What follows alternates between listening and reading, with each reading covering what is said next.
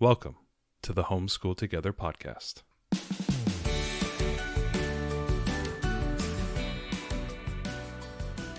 Where one working mom and a stay-at-home dad help you navigate the nuts and bolts of the growing and dynamic world of homeschooling.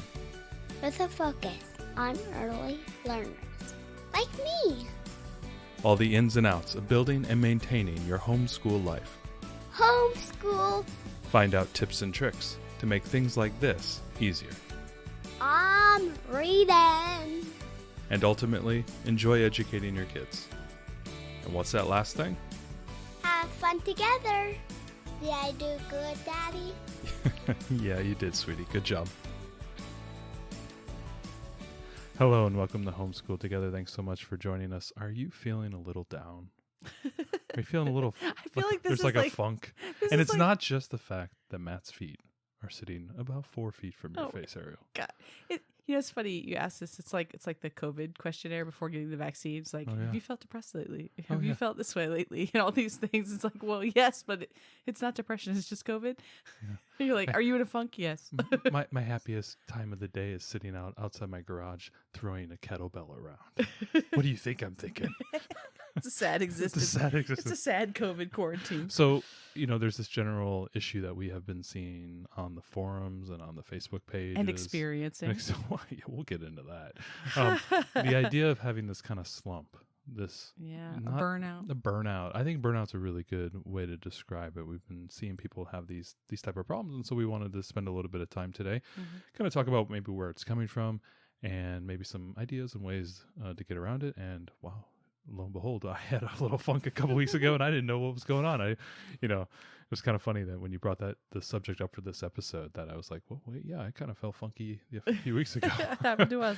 But before we begin, head down in the show notes. We have all the great resources. Also, we have our great YouTube channel, which we're starting to put out videos and where you can see our pretty face while Ariel's pretty face and my mongoloid face.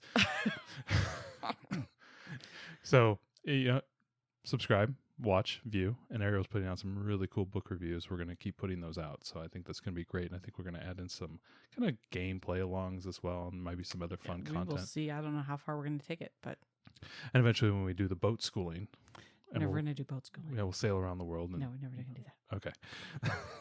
Aerial seasickness prevents this. It always will. It always will. And if you could, thank you. Reviewer number 13 out there who left us a review. Oh, we got a 13th. Yes, I didn't tell you. I saw it. That's exciting. It was a very nice, sweet little review. Thank you.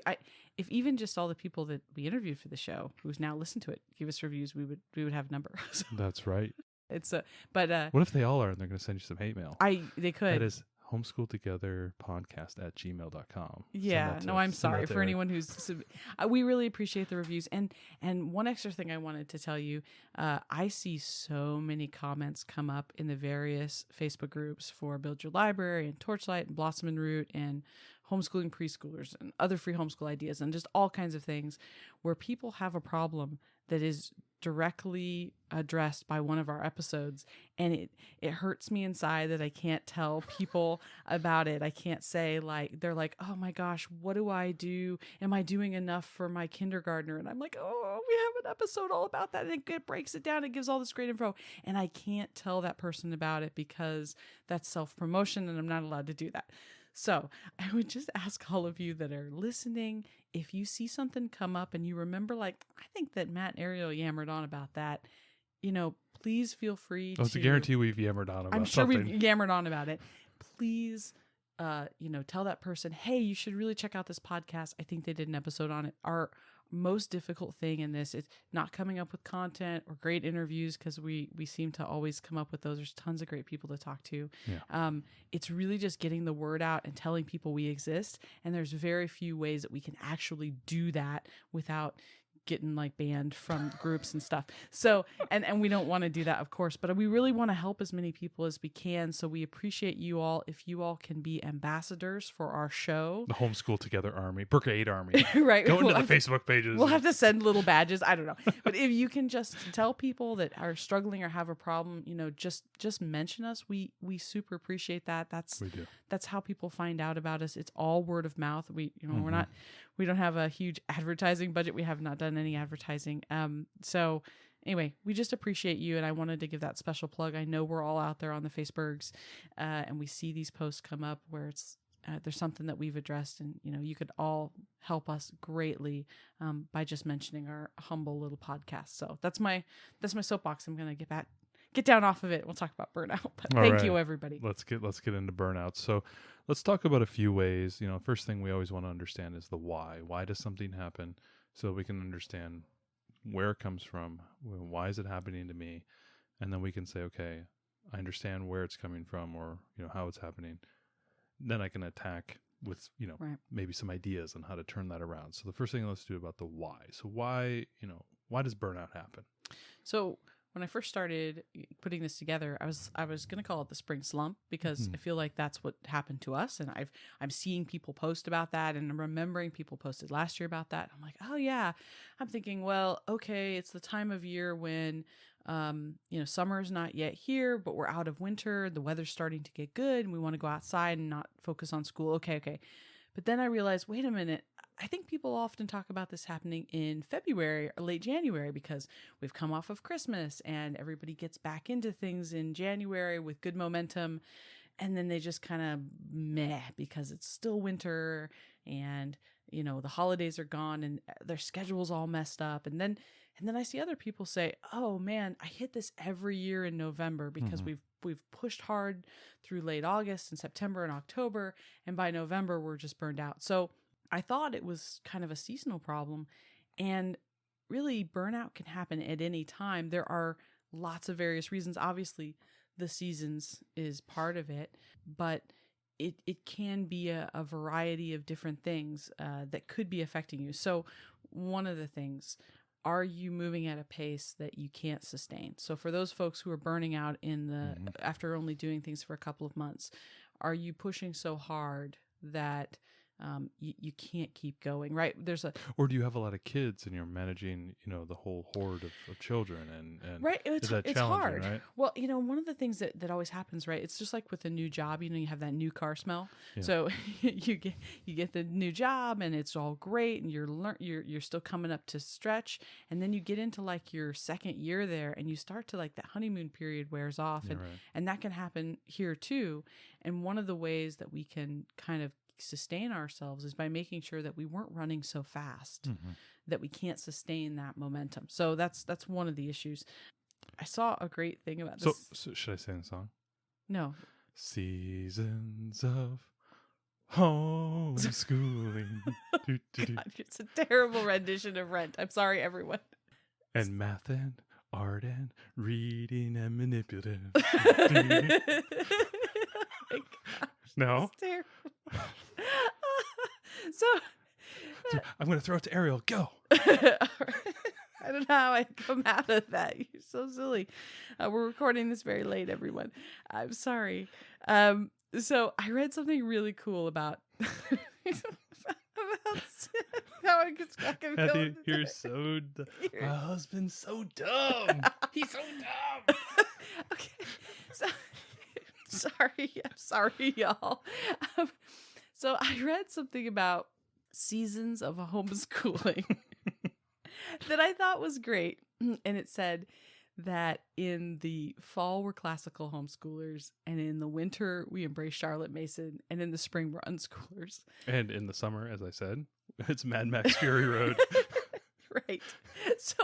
So one of the things that I thought was cool about this is just that burnout can happen because we try to be the same. We try to use the same formula all year long, and we may need to adapt that, right? So I think that's going to be basically a recurring theme throughout the rest of this podcast, is the issue of, trying to continue doing the same thing over and over and over You've again. also got to continue to innovate, which is so tough. I mean, I'm not which is tough because, a lot of people it's hard enough to homeschool as it is. It's Right. hard enough to educate as it Right. is. And then we've got to like keep changing it up and keep making it fresh and new. And I think that's really tough. But if we realize, we start in the fall, if you're running on kind of a school calendar. It feels like a 2 to 3 month thing. I think that may be why you're seeing this burnout throughout the year. And, that kind of that 3 months. When you need to change it up. Yeah, that 2 to 3 month cycle, you need to kind of flip it around a little bit. So I love that concept of, you start out classical for a couple of months, right?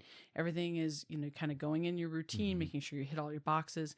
And then winter and the holidays come and you dive into, being snuggly and reading books and going, well, maybe we didn't get as much done, but we're all reading these great books together and that's great. And then by the time the spring comes, everybody is ready to pursue their interests. Days are getting longer.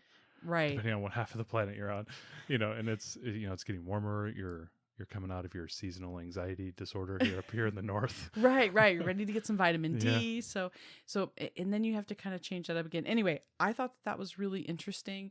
And I think it's an interesting conjecture, and we'll watch it as we continue our homeschooling journey. If we do run through every few months, we do come to a point all year round. So like, are we going to get burned out every 3 months? The answer is probably yes.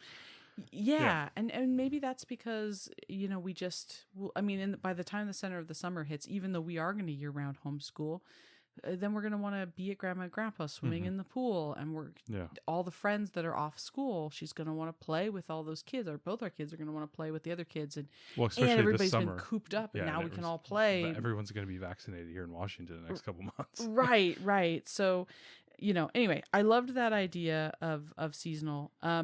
So the next one would be the structure, issues of structure. Whether you're leaving your structure, have you slowly been diverting from that plan, that daily plan? You went into the holidays where things were chaos. You're getting back out of it. Maybe you haven't gone back to the structure that you had in the fall.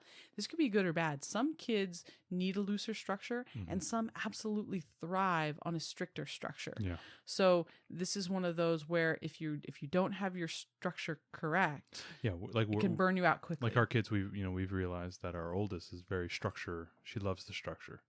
And it's important for her to know what's coming up, to know that it's predictable, things that are going to happen on the, day to day. She's always asking, what are we doing now? What are we doing now? What do we do? Yeah, she wants a plan. She wants a plan. She wants to know exactly. She asks me every night what we're doing the next day. Yeah. And she would, if I could give her an itinerary, she would prefer that. We should probably do that.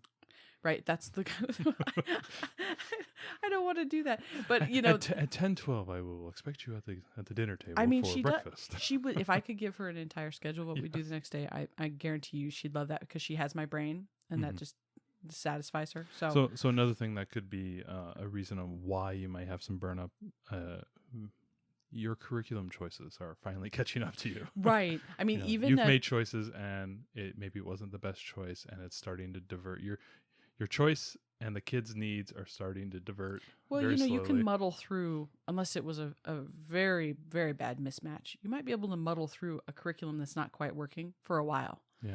And then at some point, though, the Suez Canal gets blocked. Yeah, it's going to catch and up. You can't get through. Right. At some point, you might be noticing that you're really stalling. Like, why are all of a sudden we stalling on math? I would say if you're seeing a stall on a particular subject and not a general stall on everything where everything feels kind of meh, then really look at that and say like, ooh, why is my kid fighting so hard about math, but they're still very happy to sit down and do reading or other things, right? Then maybe that's like a curriculum problem. Well, and even more so, now we're sort of coming to the end of the year, the school year. Right. We're in mid-April. Yeah. So school years are going to end sometime in May or early June. I mean, depending on your state. Yeah, I know there's been some talk of doing summer school makeup for the COVID year. I know there's been floating those type of ideas, but I haven't seen anything like that concrete. So maybe like June might be the end. Right. And this is a time where I think that as parents, we can burn out because we are starting to feel the pressure of the end of the school year, of assessments coming up. If you have to do assessments of end of year portfolios, we're starting to feel that pressure. We're starting to see the catalogs come out and the spring sales come out and things of what are you going to be doing next year? And this is the time, there's banners all over our town. Sign your kid up for kindergarten. Yeah. This is the time when folks are trying to make a decision about what they want to do next year. Do they want to keep homeschooling or hybrid homeschool, public school, or, you know, private, or whatever educational choice that, you know, you're going to make for your family. And that's not on the kids, but on the parents. And that's the side where I think we can burn out, and it translates down into our kids. I think we're so close with them. You know, I know that if I'm having a day where I'm in a funk or I'm stressed, I've been very stressed the last couple of weeks about work as we're getting ready to end a big project and trying to wrap everything up. And I know that it has affected the kids. We're all here together, and I know that they're definitely feeling that. So if we as parents are you know, getting stressed out about the end of the year coming out, that could absolutely translate to our kids struggling through the work as they normally would. Yep, absolutely. Maybe we should do some marketing for the banner in town. Sign your kids up for Homeschool. Homeschool Together podcast. See our numbers increase. Yeah, I want to be public enemy number one. So let's talk about the ideas and how to get around the burnout. So the first thing, you know, let's talk about focus. You know, we get so worried about the now, or the things that are coming up this week, or worrying about the coming year. Or the assessments at the end of the year, all those things. We're always very forward looking. One of the ways to kind of, you know, avoid the burnout is actually to look backwards. So how can you do that?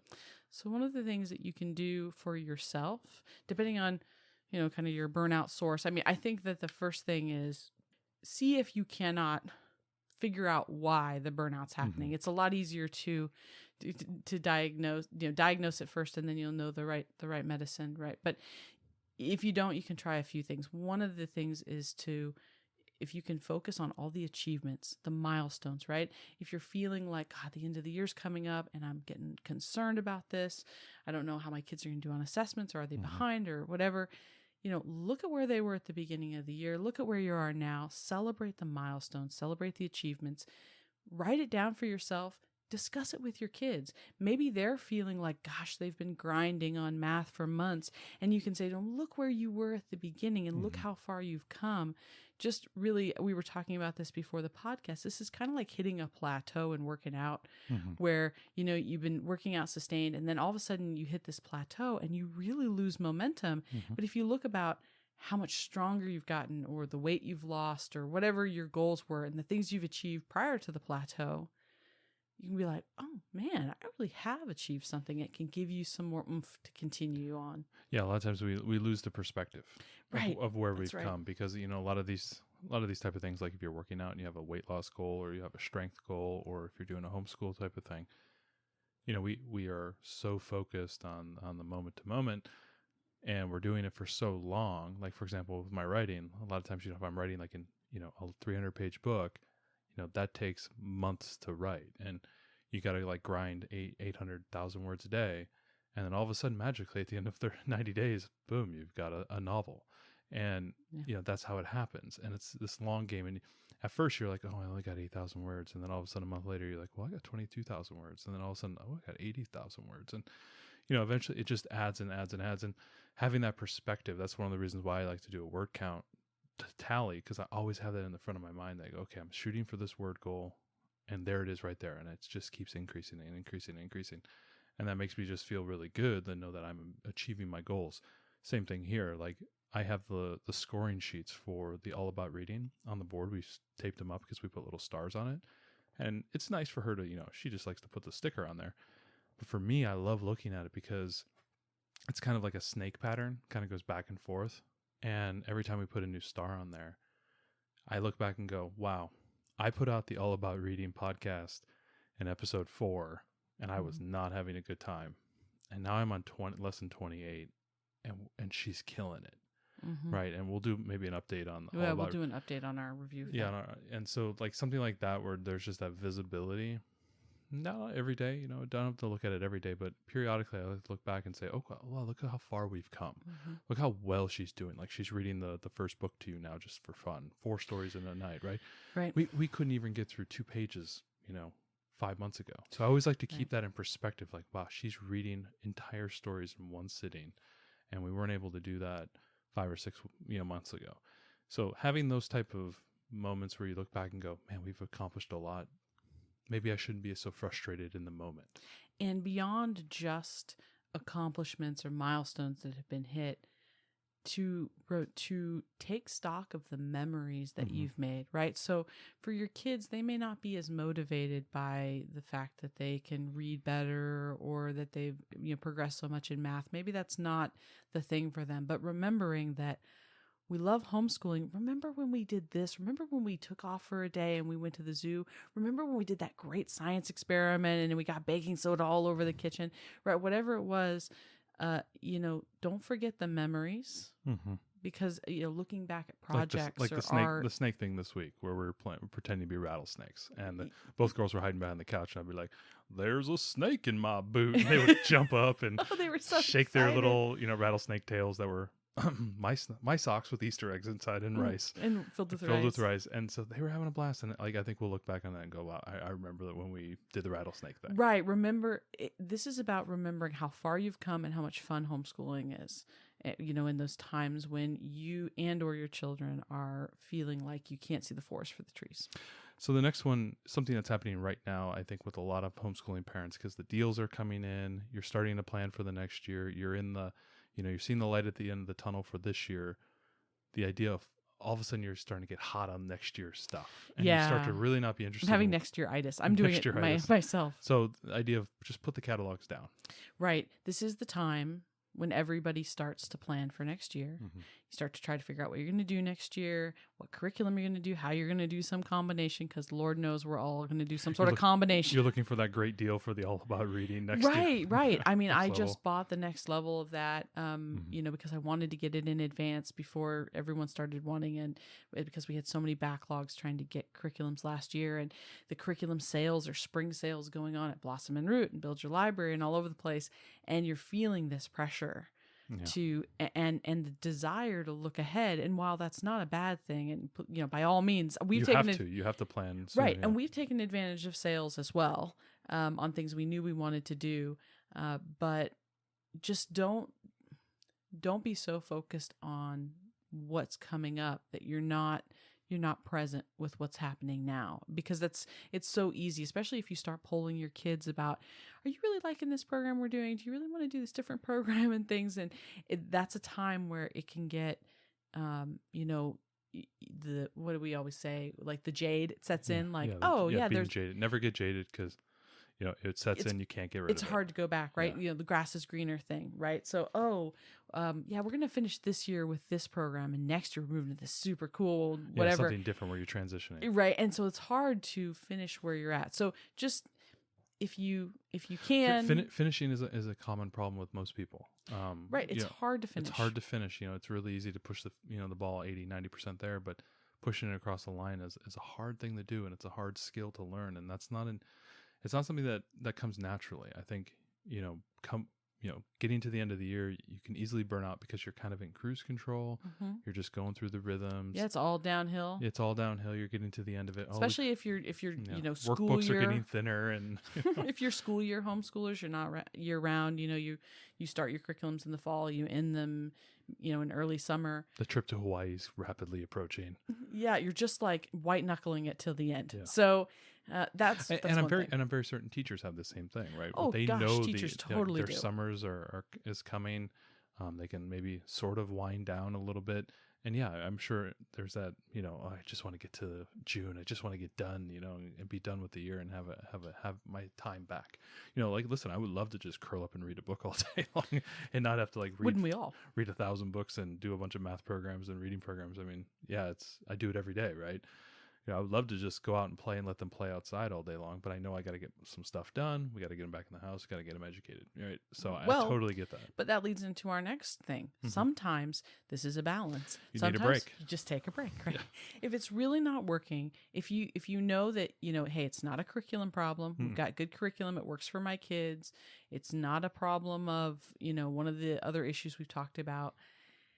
They might just need a break. Everybody needs a break. Right now is the time, we were talking about this before we recorded too, that this is a very long stretch here without a holiday. Yeah, like at least in the U.S. In the U.S., we don't get a lot of major holidays.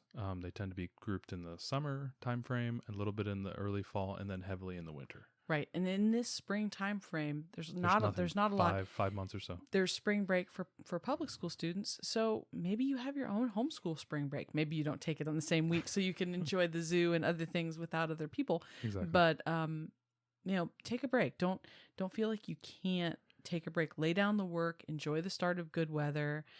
Go to the zoo, a museum, the park, whatever you feel comfortable with in your area.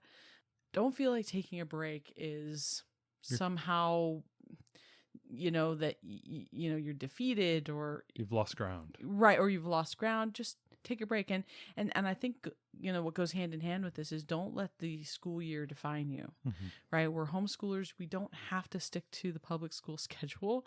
If you don't want to be year-round homeschoolers, that's fine too. But don't feel like public school ends on June 11th, so I must end on June 11th. Well, I need the 5-year-olds working out in the fields in the summer. I got time for this. So if you want to take 2 weeks off because that's what you need for your family and your sanity, to take a break and regroup and come back strong and rebuild the excitement, then do that. Do what's needed and don't feel... I feel bad when we miss a day. I mean, I know sometimes family will come to visit or something and we'll miss that week.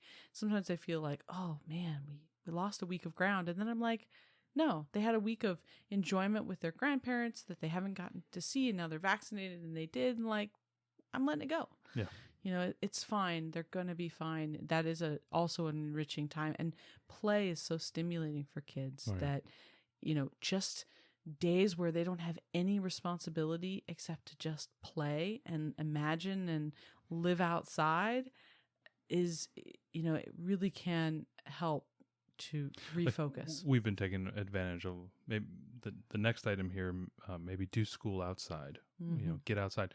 I know for us, we've had a very unseasonably warm period of time here, very beautiful here in the Pacific Northwest.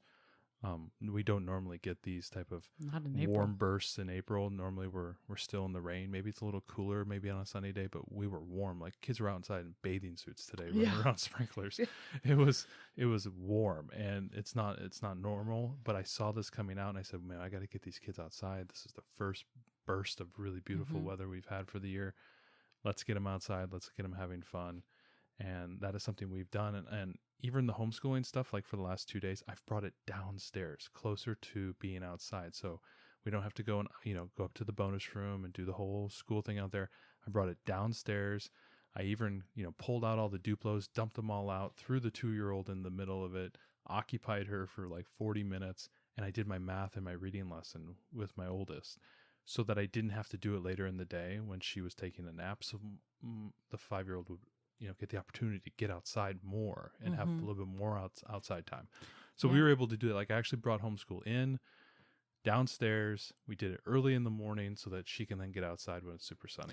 And, feel free to do school outside. We did a picnic for dinner one night this week because we could, and that was lovely in the backyard. She also wanted, for the kitchen classroom, it was grilling. So we grilled outside again. We ate dinner outside. We ate dinner outside multiple times this week. Right. Yeah. Because we could, and things like that really change it up. Feel free to do school outside. Go to the park, pack up your books, let the kids play for a bit, come back, give them a snack, do some school, then kick them back out and let them go play some more. I mean, if you've got good weather, take advantage of it. Don't feel like we have to be cooped up inside because we're doing quote unquote school. Especially if the good weather comes during a burnout period, which for us kind of happened. Yeah, that's exactly what happened. Next thing is maybe just take a day off and play a bunch of games. That's an idea. As we're game schoolers and we enjoy playing games, maybe just take a day or two off. Like for example, the other day, our oldest had a really good Monday, Tuesday.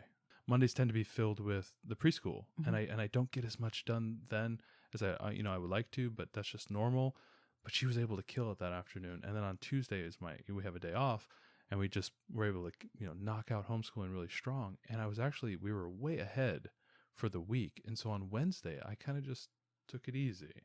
We did play a couple games. I read a bunch to her, and we just kind of took it off from the reading and math. And I just read her a bunch of books. We sat down, we cuddled on the couch, and it was a lot of fun. It was different. And even for me to be able to sit there and just say, I'm not going to do math and reading today.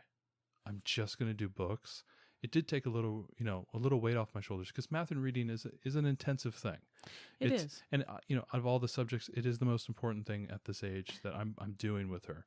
I mean, reading's important. Obviously, reading to her is important, but I'm trying to get these skills into her.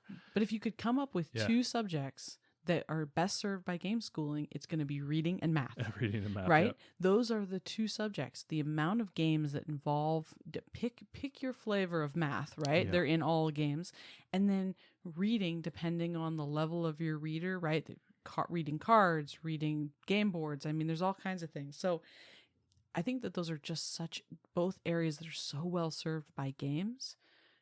Go ahead and embrace the games. Just, when your kid wakes up in the morning and they're like, oh, we're going to do school, send them over to the closet and say, pick out a whole host of games. Mm-hmm. We're going to play games today. We're going to sit around in our pajamas and we're going to read books. We're going to dive into books. And I mean, just feel free. That's the freedom that we have. We don't have to stick to this, rigid schedule. And going one step further, maybe the idea would be to push in a unit study. Take advantage of a unit study for the next 1, 2, 3 weeks on something that student is super interested in. Pick out a bunch of books, get some movies, get some games, whatever that subject is, dinosaurs, Egypt. It could be an impromptu whatever. unit study. Yes. Maybe you don't know what it is. Maybe the kids wake up on a Monday morning and you say, you know what, kids, we're going to do a unit study for the next 3 weeks. What do you want to learn about? I'm going to get some books from the library. We're going to watch some videos. We'll do some cooking, whatever it is. Let them dictate. We happen to make a curriculum. We happen to end one curriculum and start another one right as our slump hit. And that was terrifically, we rebounded really well from that. Yeah. Because we were slowing down. We were losing momentum at the end of Blossom and Early Years Volume 2. And right then we started studying countries, and boom, we were right back up again in a matter of weeks. Yeah. And the funny thing is in the last few weeks, we've actually implemented a number of these things, because there was this slump. I kind of got slowed down at the early March. We were kind of, for some weird reason, very busy, and I was feeling a little overwhelmed. I just wasn't into it. Maybe I had a day off or something like that. It was always on, and I just didn't feel like it. I wasn't motivated.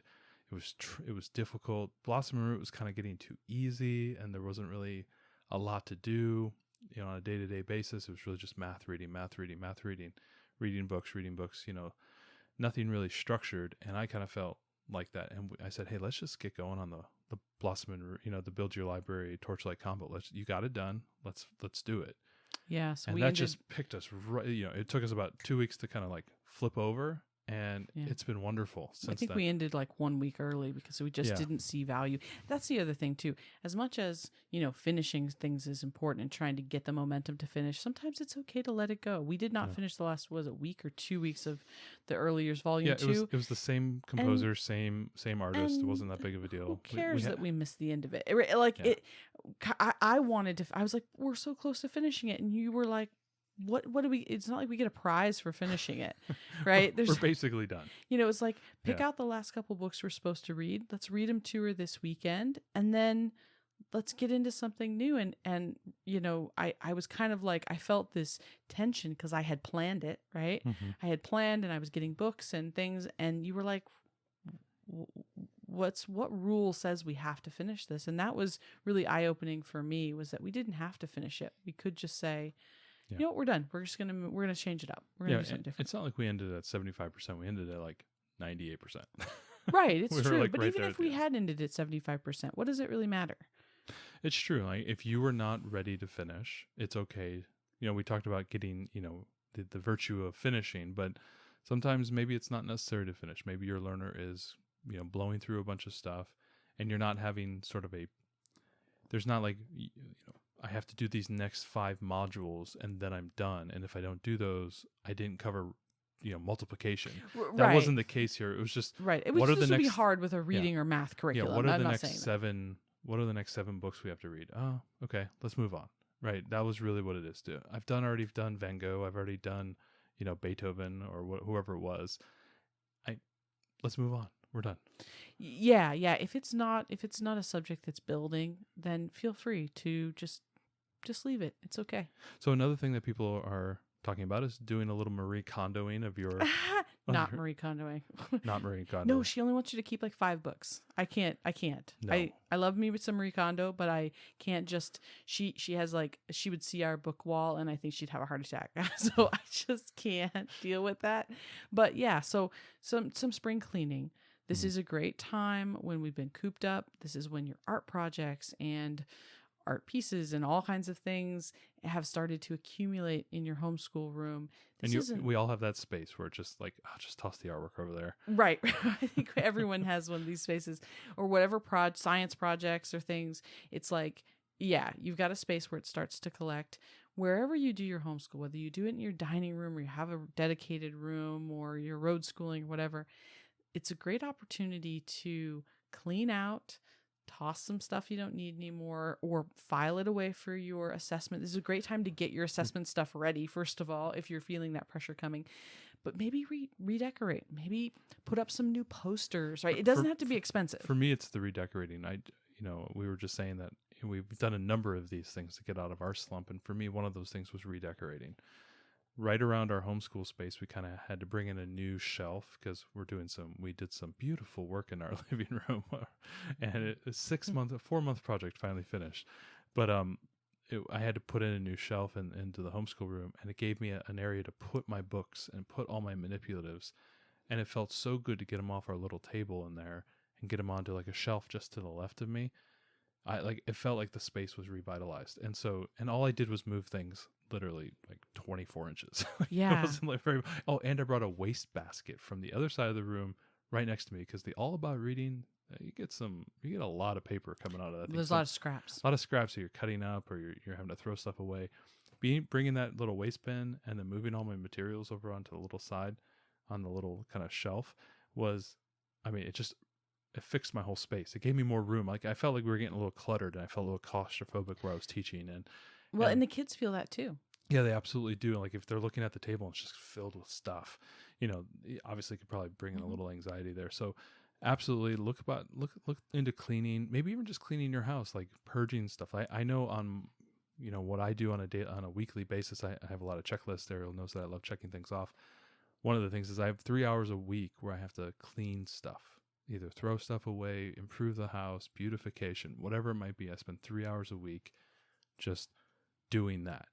And I found that to be very helpful in just keeping the area clean, keeping it very sane and not feeling cluttered and losing control, especially as you come into this room and, outside you hear the screaming and yelling and the kids swinging from the chandeliers and everything.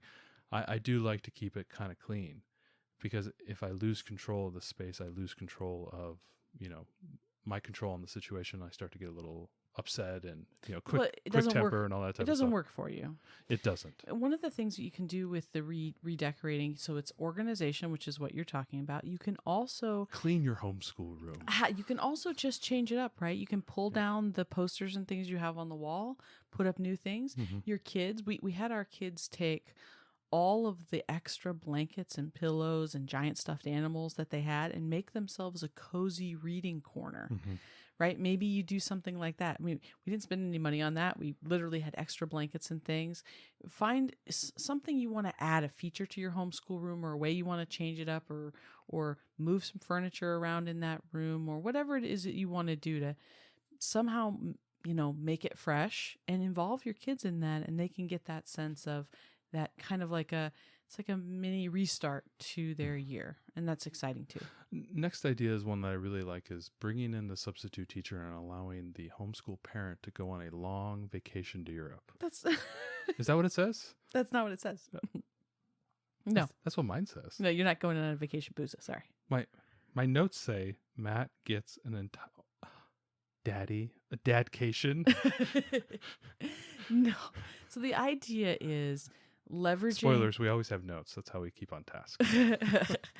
Leveraging your partner or your grandparents, or it's an aunt and uncle, or... Well, and this is something you've done. Right. And this is, you were struggling with the reading. Not that she was doing okay at it, but she wasn't looking forward to it. Well, the thing was, you spend about 30 or 40 minutes reading.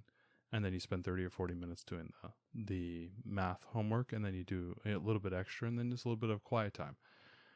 And I wanted just a little bit more review, and I don't think my 5-year-old wanted to look at my face anymore with respect to All About Reading.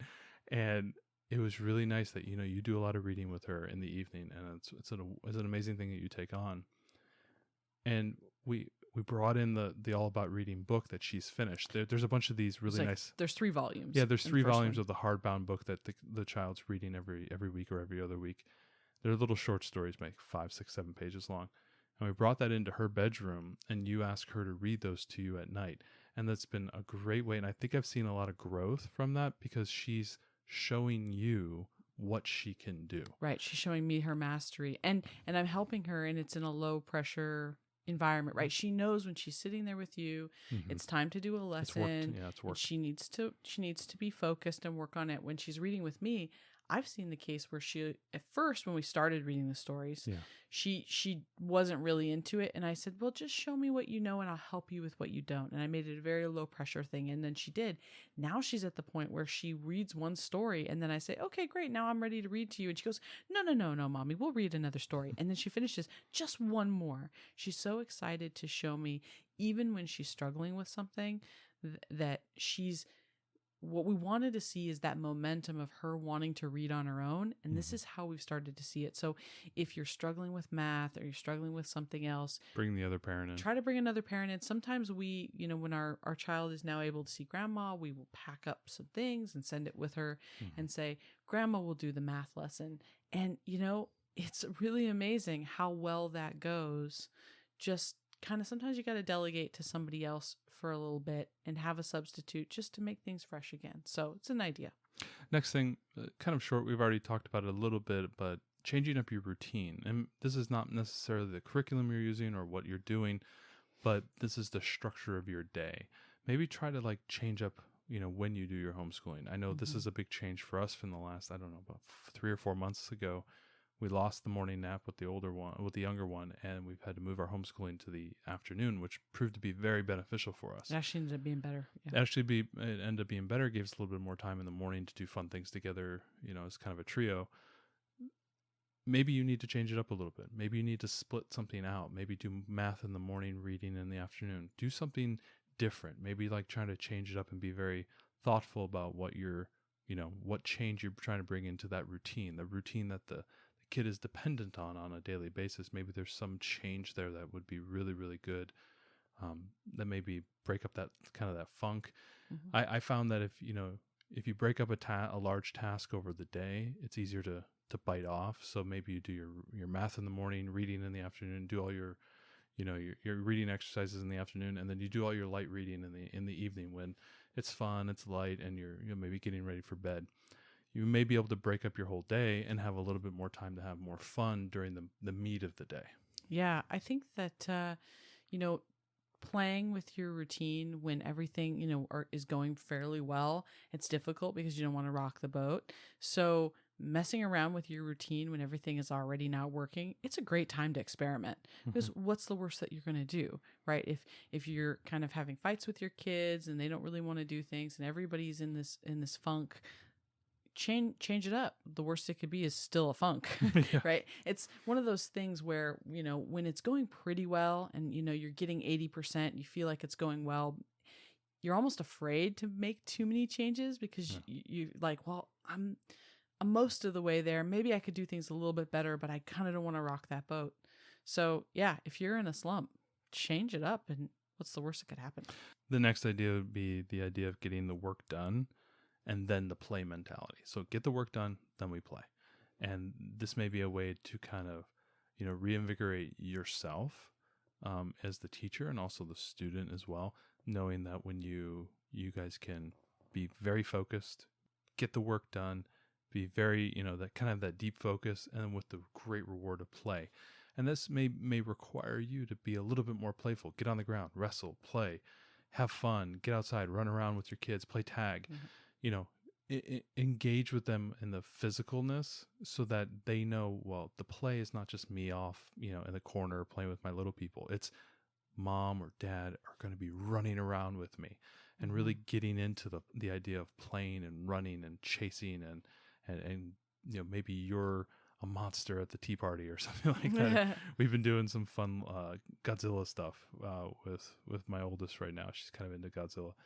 Doing like some fun things with that might be a way to kind of draw out some interest. Yeah, we're always trying to make homeschooling fun. And so sometimes it's like, okay, well, we're going to do a little bit of reading, and then we're going to do a little bit of this, and we'll play for a bit, and then we're going to come back and do our science. And, we're trying to not make it overwhelming. But depending on the age of your learner, you may say, hey, look, I know you're not super into this right now, but get it done, and then we're going to go have a good time. I know when I was in college, this was my big thing. Every Friday night, I worked like the dickens on my homework, and I worked the whole evening. I didn't go out because I wanted to get all of my stuff done, so I didn't have to worry about it the rest of the whole weekend. And on Sunday night, when everyone was stressing about going to school on Monday morning, trying to get all their assignments done, I didn't have anything, and I got to just really relax and enjoy myself. And so sometimes, if your student's old enough to really grasp that, our 5.5-year-old's not going to be, but if you have an older student, like, hey, look, I know you're not into it, but wake up as early in the morning as you want to, do some things independently if you can, get done what you can, and then the rest of the day is yours. Or if you have a younger child, we're going to do something really fun, like I'm going to play with you, and that kind of thing. It's just maybe a mentality shift more than anything. Last one we have here is maybe something we kind of mentioned before, but ignore the school calendar and, kind of move at your own schedule. This is a great little thing you can do, especially if you are willing to be an all year round homeschooler. And if you know that, hey, I don't have to work on 9 months of the year, I got 12. And knowing that you have 12 months gives you a little bit more space or a little bit more opportunity to take breaks, a little bit more opportunity to go chase those unit studies and have a little bit more fun. Shut it down for a few days and play some games because hey, I got an extra three months that I can use to get all my work done or all the the things done that I want to achieve. Or if your student's moving faster than what what they want, maybe you take a couple weeks off as a reward for that. Things like that are great ways to kind of alleviate that stress. Take advantage of the whole year. Don't be constrained. Sometimes constraints can make us feel anxiety and fear and have that burnout. And if we can remove those artificial constraints, we might be able to feel like we're a little bit more loose, a little bit more free. So, right. One of the things too is even if you don't want to be a year-round homeschooler, like let's say that you want to follow the school schedule because of, the rest of the kids are going to be out and they're going to play and all these things. That's great.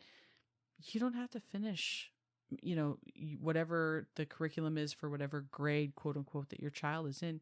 You don't have to finish that by June.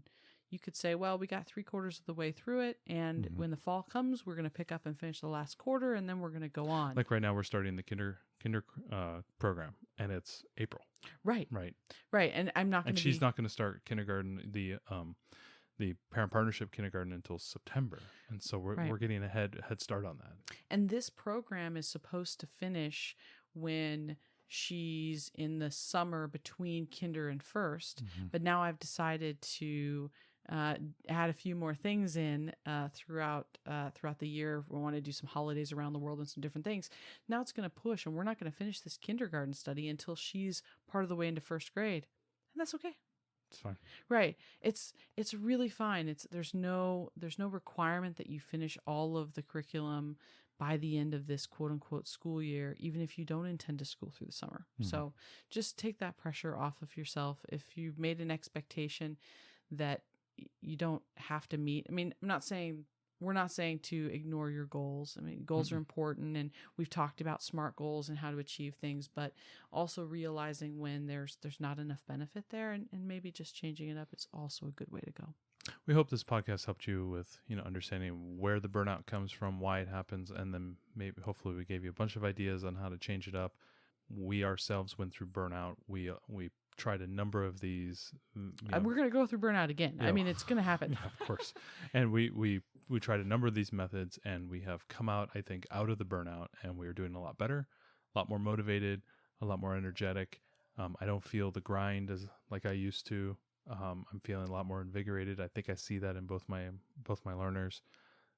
It's been a lot of fun, and I got through it. So if you're feeling that burnout at home, I empathize with you. I know exactly what you're feeling. Get through it, change it up a little bit, try some of these methods, see if they work for you. If they don't, try something else.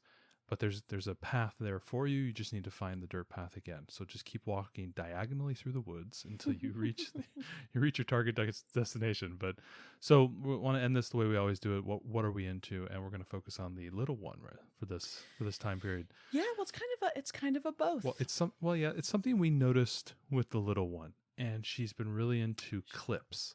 Right, and she's 22 months now. 22 months. She's going to be 23 months here at the end of the month, and she will her little Alex Honnold climbing free solo climbing routine. Every time you say that, it's just like, I know, my heart shudders. Everyone needs to go watch the clip of the boulder problem and feel the anxiety of watching that man 2,000 feet up off the ground. I just can't even. So we've been noticing that she climbs up on top of her high chair. we know she's very safe because she doesn't fall, but she's all perched up there just so that she can get access to her clips and clip the clips. Yeah, she loves the belt clip. She loves the belt clips and doing it over and over and over again. And I was like, well, here, I just pick her up and I put her down and she can get access through it under. But she just didn't like that. She liked being perched up there and looking down and playing with it. And all of a sudden I was like, man, there's got to be some sensory tool that has these type of clips. These are just your typical pinch release clips. I think we all have 3-prong. Yeah, the 3-prong. I think we all have them. If you look at your high chair, I'm sure they have that. They're very common for the baby carriers as well. Oh, she loves to do the baby carrier snaps. You went out and found a clip. The first one you got was zippers and buttons and that one's more complicated. It's a buckle pillow, and it's got clips of various types. We'll put the link in the show notes so you can see what we're talking about. But it's got a bunch of different things, and she wasn't into that. Well, she just wanted the 3-prong clips. And then I think you went to. I ended up thrifting, and I found a whale. I found a whale that had on its underside of its body 5 clips, and they were all in matching colors. Yeah. And so she's really taken to that. But it's not just the 3-prong clips; it's also like a button clip. So if you imagine that as you clip it, this little button appears in the middle, and then you depress that, and then you can release it. Right. It's like every other is that. So she really likes that. One of the things we noticed about it. It's funny enough that we got the buckle pillow has got a lacing string and zippers and a carabiner and Velcro and a bunch of different things, and that was like a little bit too much for her, and she's really into the whale.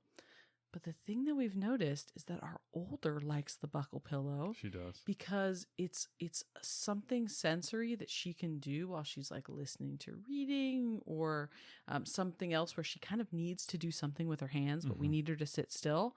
It's really great for that because it's got all of these different, she'll sit in the car as she's clipping and zipping, and she loves it. And it's really meant it's meant to be a sensory toy more than anything. I don't think it's really meant to be for toddlers, but it's perfect. And it actually ends up being perfect for our learner too. So we'll link the ones that we got in the show notes and you can see. But if you've got a kid who loves to fidget and that kind of thing, we have found these are pretty, I find myself fidgeting with them sometimes when I'm just sitting there. So yeah, it's what our family's into right now. Thanks so much for joining us today and making us a part of your homeschool journey. Please engage with us on social media. Join our Homeschool Together podcast group on Facebook and find us at Homeschool Together Podcast on Instagram. We'd love to hear your feedback, questions, and recommendations. Until next time, happy homeschooling! Do do do do do do do do. Homeschool funk you up. Homeschool funk you up. You're so silly. No? I'm not sure why I keep you wrapped. It's the homeschool funk song. You're in a funk. Do, do, do. You're so silly. Julio, get the stretch. Get it up in the city. I got whiteboards and manipulatives. Kiss me, I'm so pretty.